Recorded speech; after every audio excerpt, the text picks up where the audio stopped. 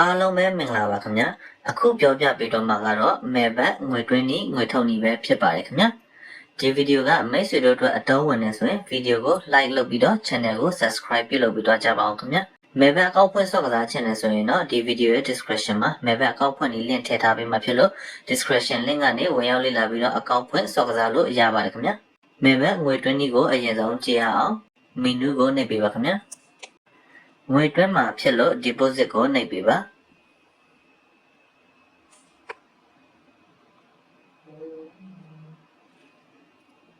KP နဲ့ငွေတွင်းနည်းကိုကြည့်အောင် KP ကိုနှိပ်ပေးပါခင်ဗျာကျွန်တော်ကဒီမှာနမူနာအချက်လက်တွေကိုဖြည့်ပြပါမယ်မိတ်ဆွေတို့ကတော့မိတ်ဆွေတို့ရဲ့အချက်လက်အမှန်ကိုဖြည့်ပေးပါခင်ဗျာဒါမှမိတ်ဆွေတို့အကောင့်ထဲကိုငွေဝင်လာမှာပဲဖြစ်ပါတယ်ခင်ဗျာအပေါ်ဆုံးမှာငွေတွင်းမဲ့ပမာဏကိုထည့်ပေးပါခင်ဗျာ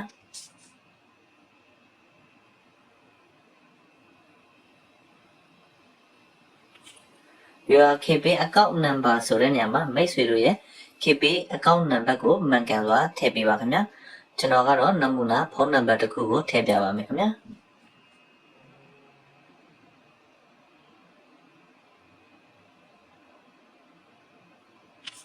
Your KP account name ဆိုတဲ့နေရာမှာမိတ်ဆွေတို့ရဲ့ KP account အမည်ကိုမှန်ကန်စွာထည့်ပေးပါခင်ဗျာကျွန်တော်ကတော့နမူနာနာမည်ကိုထည့်ပြပါမယ်ကျွန်တော်တို့ငွေတွဲမဲ့ပမာဏ KP ဖုန်းနံပါတ် KP အမည်ကိုထည့်ပြီးတော့ရင်တော့အပေါ်မှာ active ဖြစ်နေတဲ့ agent ဖုန်းနံပါတ်ရှိပါတယ်ခင်ဗျာ copy ယူလို့ရတာလေးရှိပါတယ် copy ယူပြီးတော့မိတ်ဆွေတို့ရဲ့ KP ထဲမှာအရင်ဆုံးငွေတွားလွှဲပေးပါခင်ဗျာငွေလွှဲပြီးရင် KP ရဲ့ transition history မှာ KP ဇက်လောက်ဆောင်မှုအမှတ်အလုံး20ဆိုတာရှိပါလိမ့်မယ်ခင်ဗျာအဲ့ဒါကိုဒီ20 digit ဆိုတဲ့နေရာမှာအားလုံးမှန်ကန်စွာပြန်လာဖြည့်ပေးဖို့လိုအပ်ပါတယ်ခင်ဗျာကျွန်တော်ကနမူနာကဏ္ဍနေကိုဖြည့်ပြမှာဖြစ်ပြီးတော့မိတ်ဆွေတို့ကတော့မိတ်ဆွေတို့ရဲ့ KP ဇက်လောက်ဆောင်မှုအမှတ်အလုံး20လုံးကိုမှန်ကန်စွာထည့်ပေးရမှာဖြစ်ပါတယ်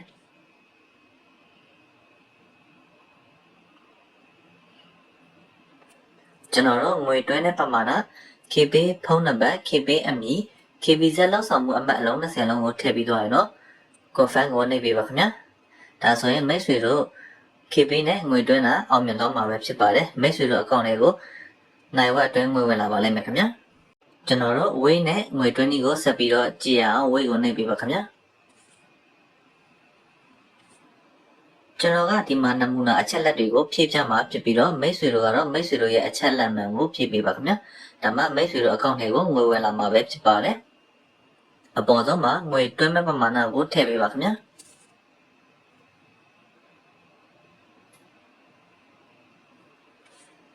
တင်အေးဝေးပေးဖုန်းနံပါတ်ဆိုတဲ့နေရာမှာမိတ်ဆွေတို့ရဲ့ဝေးပေးဖုန်းနံပါတ်ကိုမှန်ကန်စွာထည့်ပေးပါခင်ဗျာကျွန်တော်ကတော့နမူနာဖုန်းနံပါတ်တစ်ခုကိုထည့်ပြပါမယ်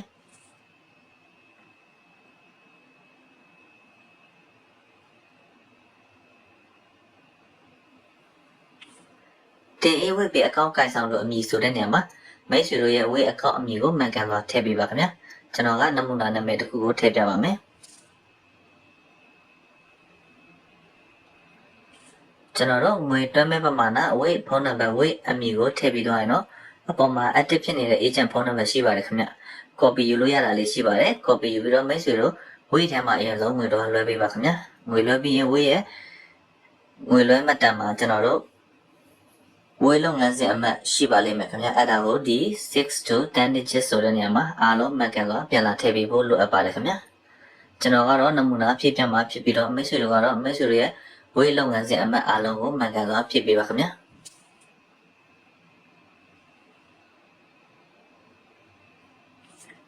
ကျွန်တော်တို့ဝေးမှာ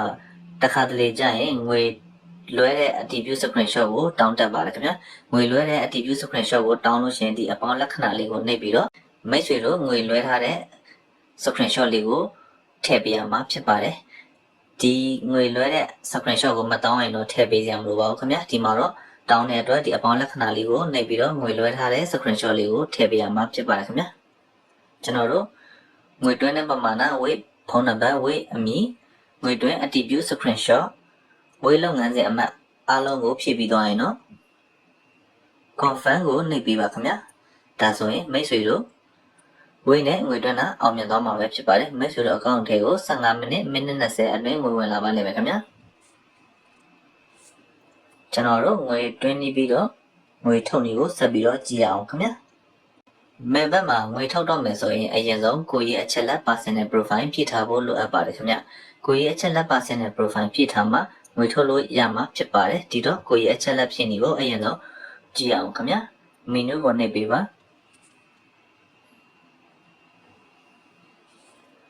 personal profile လေးကိုနှိပ်ပေးပါခင်ဗျာ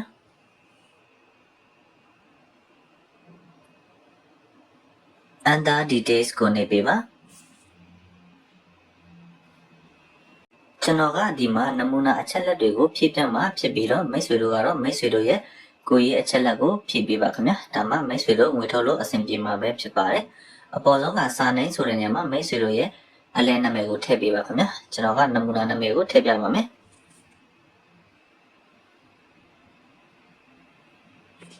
first name ဆိုတဲ့နေရာမှာမိတ်ဆွေတို့ရဲ့ပထမအမည်ကိုထည့်ပေးပါခင်ဗျာ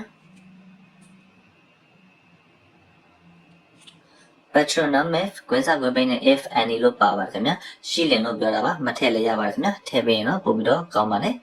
မိတ်ဆွေတို့ရဲ့နောက်ဆုံးအမည်ကိုထည့်ပေးပါခင်ဗျာ date of birth ကတော့မိတ်ဆွေတို့မွေးရက်မွေးလမွေးနှစ်ဖြစ်ပါတယ်ခင်ဗျာကျွန်တော်က2000လောက်ကိုနမူနာရွေးပေးလိုက်ပါမယ်ခင်ဗျာ place of birth ကတော့မိတ်ဆွေတို့မွေးဖွားတဲ့နေရာဖြစ်ပါတယ်ခင်ဗျာကျွန်တော်ကအားလုံးကိုရန်ကုန်မဲနမူနာထည့်ပြလိုက်ပါမယ်ခင်ဗျာ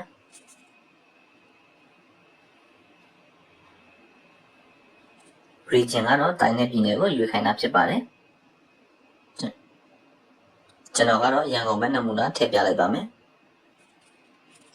city ကတော့မြို့ဖြစ်ပါတယ်ခင်ဗျာရန်ကုန်မဲထည့်ရွေးလိုက်ပါမယ်ခင်ဗျာ residence address ကတော့လက်ရှိနေထိုင်တဲ့လိပ်စာဖြစ်ပါတယ်ခင်ဗျာရန်ကုန်မဲထည့်ပြလိုက်ပါမယ်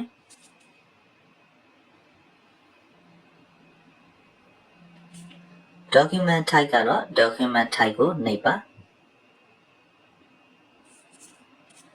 ကျွန်တော်တို့ကမှတ်ပုံတင်နံပါတ်ထည့်မှာဖြစ်လို့ national ID ခတ်ကိုယူပေးပါခင်ဗျာ series ကွင်းစာကွင်းပိန်းနဲ့ if have လို့ရေးထားပါတယ်ရှိလင်လို့ပြောတာပါခင်ဗျာမထည့်လည်းရပါတယ်ခင်ဗျာထည့်ပြီးရင်တော့ပို့ပြီးတော့ပြည်စုံပါတယ်မိတ်ဆွေတို့မှတ်ပုံတင်တွေကမျိုးနာမည်အတူကောက်ကိုထည့်ပေးရမှာဖြစ်ပါတယ်ဥပမာအနေနဲ့မြစ်ချီနာဆိုရင်မကာနာပေါ့နော်ကျွန်တော်တို့ လွိုက်ကောဆိုရင်လာကာနာရန်ကုန်ကတောင်တကုံဆိုရင်တာတာကအစာရှိတဲ့ဖြင့်ကျွန်တော်တို့အတူကောက်လေးကိုထည့်ပေးရမှာဖြစ်ပါတယ်ကျွန်တော်ကရန်ကုန်ကတောင်တကုံအတူကောက်တာတာကကိုနမူနာထည့်ပြပါမယ်ခင်ဗျာ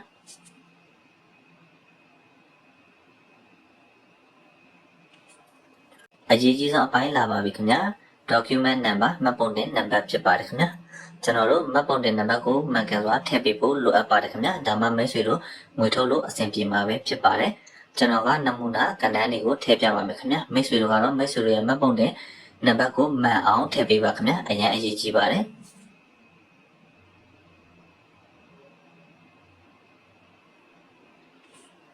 date of issue ကတော့မှတ်ပုံတင်ထုတ်ပေးတဲ့ရက်စွဲဖြစ်ပါတယ်ခင်ဗျာကျွန်တော်တို့အတိအကျမှတ်မိဖို့မလိုပါဘူးခင်ဗျာ3-5နှစ်တော့ခွာပေးပါကျွန်တော်က2020လောက်ကိုနမူနာရွေးပေးလိုက်ပါမယ် issue ဘိုင်ကတော့ government ဘိုင်မြန်မာလို့ထည့်ပေးပါခင်ဗျာ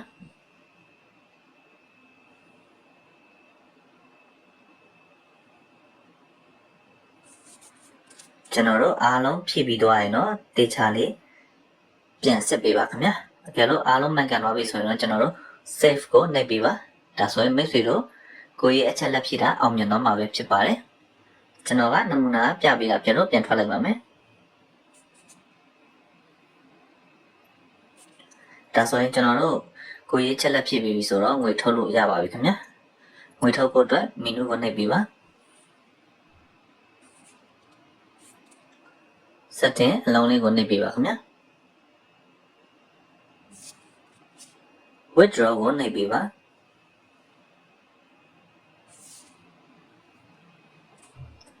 KP နဲ့ငွေထုတ်နည်းကိုအရင်ကြည့်အောင် KP ကိုနှိပ်ပေးပါခင်ဗျာ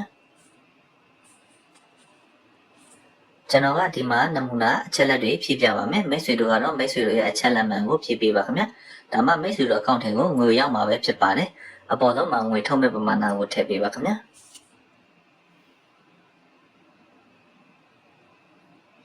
your KP account number ဆိုတဲ့နေရာမှာမိတ်ဆွေရဲ့ KP account number ကိုမှန်ကန်စွာထည့်ပေးပါခင်ဗျာ ကျွန်တော်ကနမူနာနံပါတ်ကိုထည့်ပြပါမယ်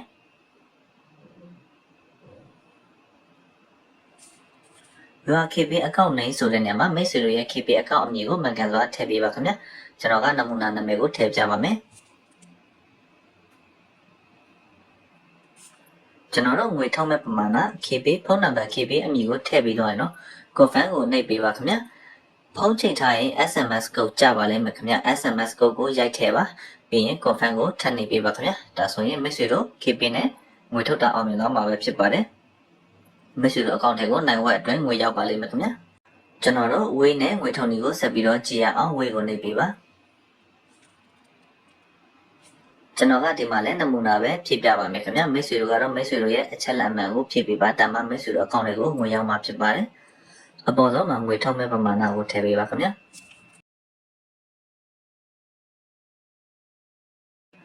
တင်အဝေးပြီးဖုန်းနံပါတ်ဆိုတဲ့နေရာမှာမိတ်ဆွေတို့ရဲ့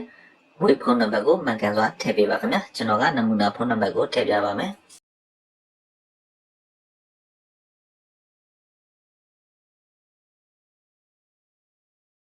တင်အဝေးပြီးအကောင့်ကိုင်ဆောင်လို့အမည်ဆိုတဲ့နေရာမှာမိတ်ဆွေတို့ရဲ့ဝေးအကောင့်အမည်ကိုမှန်ကန်စွာထည့်ပေးပါခင်ဗျာကျွန်တော်ကနမူနာနာမည်ကိုထည့်ပြပါမယ်ခင်ဗျာကျွန်တော်တို့ငွေထုတ်မဲ့ပမာဏဝေးဖုန်းနံပါတ်ဝေးအမည်ကိုထည့်ပြီးတော့ရင်နော် confirm ကိုနှိပ်ပေးပါခင်ဗျာဖုန်းချိန်ထားရင် SMS code ကြပါလိမ့်မယ်ခင်ဗျာ SMS code ကိုရိုက်ထည့်ပြီးတော့ confirm ကိုထပ်နှိပ်ပေးပါခင်ဗျာဒါဆိုရင်မိတ်ဆွေတို့ဝေးနဲ့ငွေထုတ်တာအောင်မြင်သွားမှာပဲဖြစ်ပါတယ်မိတ်ဆွေတို့အကောင့်လေးကိုနိုင်ဝက်အတွင်းငွေဝင်လာပါလိမ့်မယ်ခင်ဗျာဟုတ်ကဲ့ဒီဗီဒီယိုကမိတ်ဆွေတို့အတွက်အကျိုးရှိတယ်ဆိုရင်ဗီဒီယိုကို like လုပ်ပြီးတော့ channel ကို subscribe ပြုလုပ်ပြီးတော့ကြပါအောင်ခင်ဗျာနောက်ထပ်မြေပတ်နဲ့ပတ်သက်တဲ့ update ဗီဒီယိုအများကြီးကိုလည်းအမြဲမပြတ်တင်တော့ပေးမှာဖြစ်ပါတယ်အားလုံးကိုကျေးဇူးအထူးပဲတင်ရှိပါတယ်ခင်ဗျာ